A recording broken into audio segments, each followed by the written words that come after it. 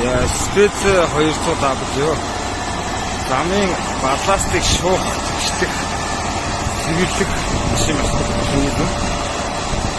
Үндсэн 3 утгатай. Голын утгаараа голын балластыг 2 цогоор гаргаж за 2 дэлхийн утга нь DC 32W чигжих чинь шууд нөхрөж өгдөг байгаа. За хоолны уурсан балластыг шуугаад ийм байна. За 500 зүүн баян чиглэлийн 416.1 км замд 2 дугаар үеийн балласт 172 км 625 м буулгасныг Спец 200W машинаар замын балластыг шуурч хийсэн байгаа.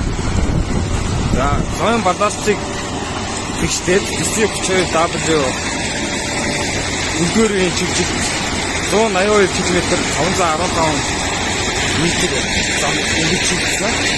За түүний дараа 2 дугаар үеийн үлгэр буюу DC 50 км 910 м одоогийн байдлаар DC 50 хэрэгсэн байна.